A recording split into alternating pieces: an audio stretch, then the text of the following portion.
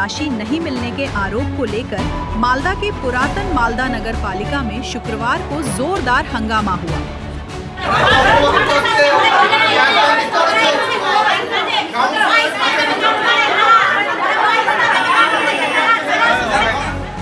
भाजपा महिला मोर्चा की कार्यकर्ताओं ने नगर पालिका के मुख्य गेट पर ताला लगाकर प्रदर्शन किया और योग्य लाभार्थियों को तत्काल राशि देने की मांग की। भाजपा पार्षद स्वप्ना दास ने राजनीतिक भेदभाव का आरोप लगाया। যারা যোগ্য মহিলারা তারা অনেকেই টাকা পাননি। আজকে অন্নপূর্ণা যোজনার যে ভেরিফিকেশন করা হয়েছে পর থেকে দেখা গেছে সেই ভেরিফিকেশন ঠিকঠাক করে করা হয়নি। আজকে যদি ভেরিফিকেশন ঠিকঠাক করে করা হতো তাহলে হয়তো যারা এই যে এখানে মহিলারা বসে আছেন এরা কেউই টাকা পাননি, তারা হয়তো টাকাটা পেত।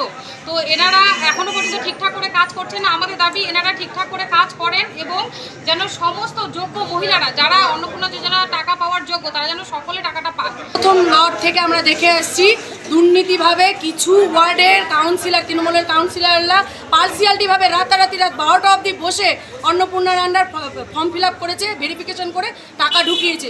সাধারণ কোনো মানুষ টাকা পায়নি এবং চেয়ারম্যানকে তার হিসাব দিতে হবে সাধারণ মানুষের। এবং বাড়িতে কি করেছে, বিভিন্ন কাউন্সিলররা বাড়িতে পোর্টাল খুলে খুলে আপলোড করেছে, ভেরিফিকেশন করেছে।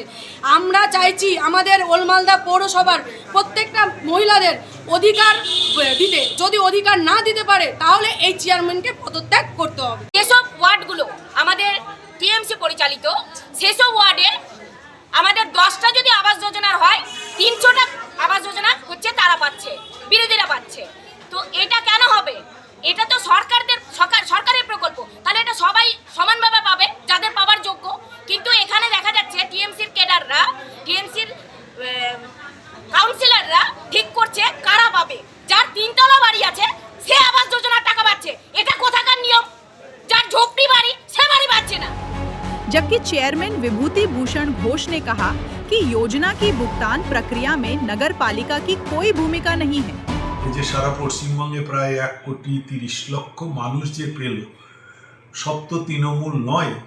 আমাদের পৌরসভাও প্রথম দিকে যারা পেয়েছিল তাতে আমরা দেখেছি আমাদের এই অফিসে যখন ফর্ম জমা করা হয় তখন এখানে বিজেপির কাউন্সিলররাও জমা দিয়েছে এবং বিভিন্ন রাজনৈতিক দলের মানুষও কিন্তু এসে জমা দিয়েছে এবং এখানকার বেনিফিশিয়ারি যারা তারাও জমা দিয়েছে। তবে আমি জোরের সঙ্গে বলতে পারি যে অন্নপূর্ণা ভাণ্ডারের যে কথাগুলো বলা হচ্ছে যে কেউ কেউ পাচ্ছে কেউ পাচ্ছে না, যারা পাচ্ছে না তাদের নিশ্চয়ই তাদের ফর্ম পূরণ অনলাইনে কোনো ভুল থাকতে পারে, ব্যাংকের অ্যাকাউন্ট নাম্বার ভুল দিতে পারে।